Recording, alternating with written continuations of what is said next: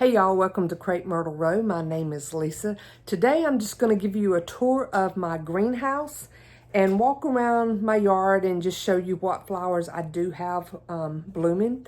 And I mentioned in the video that I was planning on going through all my flower boxes and stuff and changing out to pansies and the ornamental cabbage and all those kind of things for the winter, because they do live all winter long here for me. But I changed my mind. I decided I'm not going to do that. I'm just going to let it go like it is. It'll be bare dirt for the winter time, because I got my hands full with this greenhouse and that's enough. And I know, a lot of people plant the mums. There's all kind of beautiful flowers they can plant for fall. I've never been one to plant mums because I'm not a big fan of them, because they don't last long enough for me. And like I said, I'm just tired of doing the actual gardening, taking care of the stuff all over my yard this year. I'm going to concentrate on my greenhouse. I'm new at this. This is my first time ever having one. So I'm just trial by error things. But I hope y'all enjoy this tour. Okay, I thought I would share my greenhouse with y'all. But this is just a little setup we had with my swing and all, because my husband's truck, he parks it like right up to the edge there. So we just kind of got stuff sitting there. But this is the greenhouse. I'm absolutely loving it. Just have a few plants out here. That was something I showed in the thrift haul. That is too. All of this is. And then here is inside of it. It's just a 6x8 outside. My husband put it on cross ties or railroad ties. I don't know how good you can see it. It's kind of bright in here. So you can see them right there. And so that makes the inner, like, I think it's 5x7 now, that part. But the up against the walls is steel. This is where I was trying to propagate some things. And I've already learned something, y'all. These, I used root hormone. I cut off the branches. These are begonias. I cut off the branches, used root hormone. They don't like that. Some of them are already dying. These, I did not use root hormone. I just stuck them straight in the dirt, and they're doing great. So, and then these back here are some, I just pulled up the entire plant, trimmed back and trimmed the root ball, and just stuck them in there just to see. It's an experiment. This is the first time I've ever had a greenhouse, so I'm learning as I go. And then that plant, it's a geranium. I cut off stems from it and then rooted them. Just stuck them down in the pots there. And I did use root hormone on those, and they seem to be doing well. And the mother plant seems to be doing well. And these are a lot of the house plants I had. And I did divide some. So that's why I have a lot more out here than was on my porch. But they're all doing really well. And my husband put that exhaust fan in for me. It did not come with this particular greenhouse. I will link down below where I bought this one on Amazon. And I think it was like right at $400. I can't remember exactly off my head. I'll put the link down below, and I'll also put the price on here if I can find it, what I paid for it. And I mean, it was very easy. It took us 3.5 hours to put it together. Now, my husband did add these cross pieces, and he's just got clamps holding them. He's got, let's see, just two of them in here. One on that side and one on that side.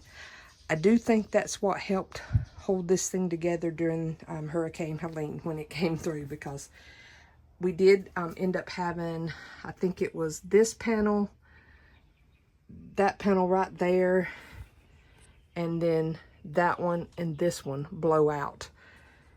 But we found them. 3 of them were in my yard. 1 of them was up in my neighbor's yard, and I guess we thought it was gone. We thought we'd never find it, but my husband just walked around and finally found it up against my neighbor's porch in his house. But anyhow, it's not that expensive to get it started. So we thought we would start with one this size and then go from there. You know, if this really works out and I see I need something bigger, then we know that we can put the money and expense into investing in a larger one. and putting it over in our side yard. But right now, this was convenient. It's on the pavement, and, you know, he does have those cross ties anchored into the pavement, so that also is why it didn't go anywhere. But I'm liking it so far. It is a little bit of work. Every day you got to come out here and do something. But got all these plants. Those right there, those 2 pots have gotten so big because these, half of what's in each of these was in those pots, because it was like, this was 2 pieces, one in one pot, one in another, same thing. This was half in one, half in the other. The minute, and then that plant there, that was all, if you look back at my original garden tour back in the summer, all of those plants were in these 2 pots with the plants that's in there. But when I split everything and put it in its own pot, oh my goodness, they took off. Like, by spring, I'm going to repot these in bigger pots. And I'm not 100% sure if those will live outside. I think they will in my region. I'm in 8A. I think they will live outside, but I'm not completely sure, and I didn't want to lose them, so I brought them in here.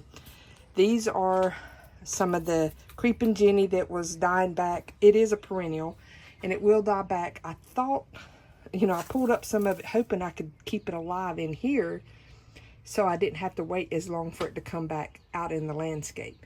Because I was thinking, well, if I can get it to live in here and it be green, I can plant it sooner than waiting for that to come up again. But who knows? It's looking kind of sad because I did kind of wait a little bit before getting it. And I've just put a couple of little things in here for decoration. Some little stickers that were from Dollar Tree. You know, just, you know me, I got to decorate stuff. And got extra pots down there. And that was a thrifted shelf I found. And that's actually a chair holding that one. And my dad gave me these other shelves. I did put in this automatic window opener. The one that comes with it, you just manually have to prop open. So that's the differences of what we've done to this versus how if you just buy the kit. I bought that. I think it was like $30-something. I'm not sure. My husband bought the exhaust fan there that automatically comes on. We got it set at about 88. And it should be on because that thing says it's 94 in here.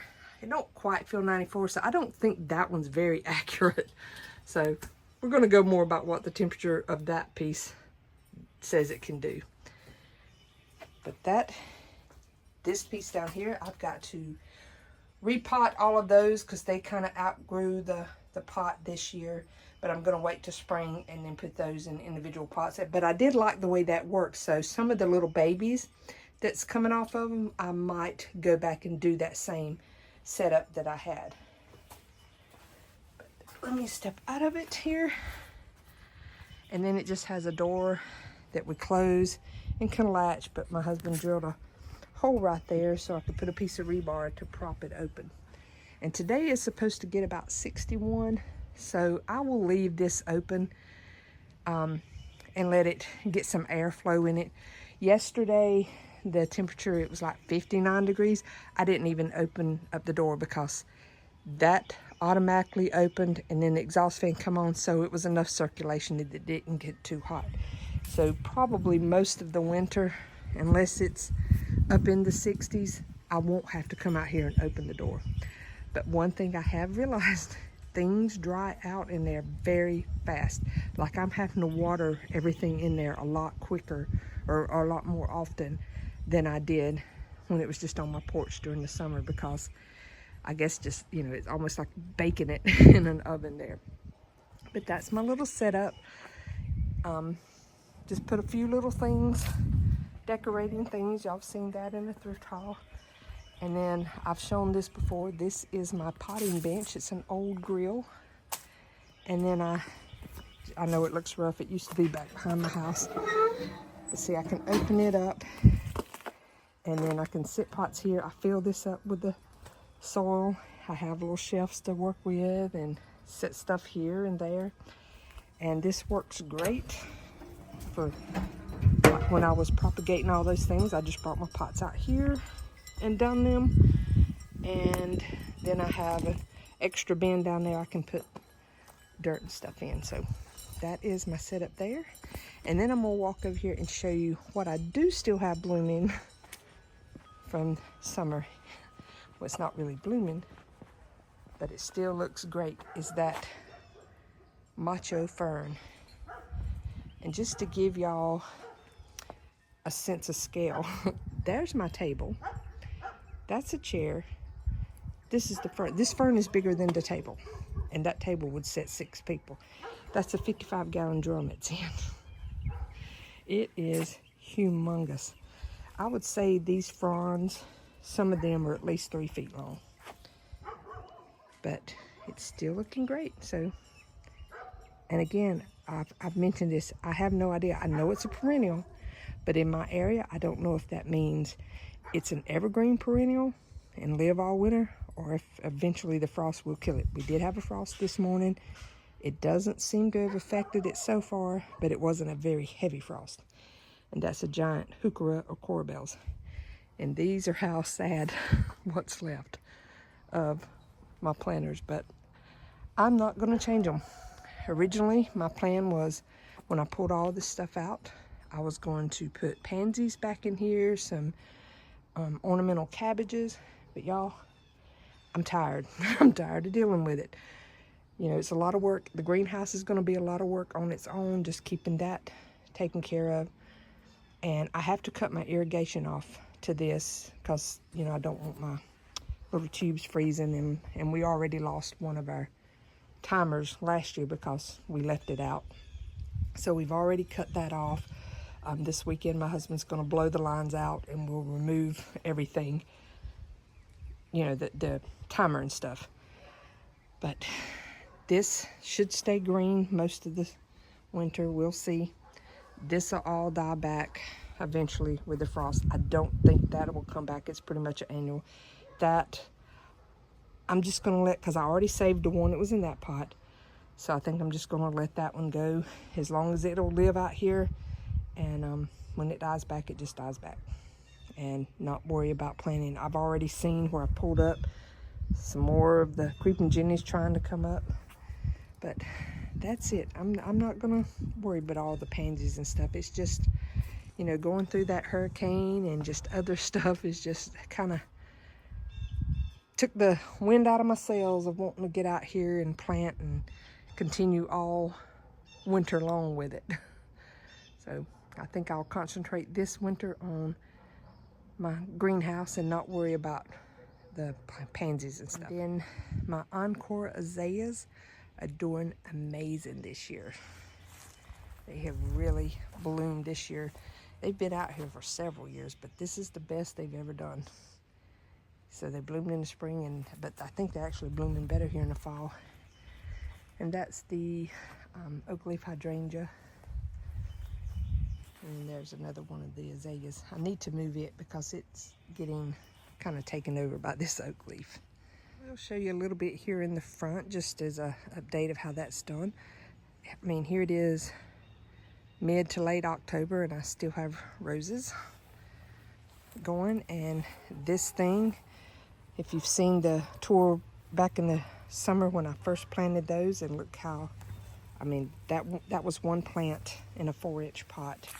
All of these were. And it is filled out and hanging over. And I don't have to worry about watering that as much because that's all succulents. And I'm absolutely loving the miniature ivy growing there. This will die back when it gets some more frost. This was my Rosa Sharon. It was absolutely gorgeous. It was all the way up to there. But we finally had to cut it back. And I do still have some roses going over here. And then the ones out there at my yard. And then there's my somewhat fall porch. That is a hyacinth bean vine right there. Normally it would be a whole lot bigger, but this year it didn't do quite as well. But I love these, and then see the little purple bean pods, when those dry out, I will harvest the seeds out of them and plant them there too. Thank y'all so much for watching the tour of my greenhouse and my fall gardens. I know it's not a lot, but that's all I'm doing for this fall and winter. Y'all have a very blessed day. Bye.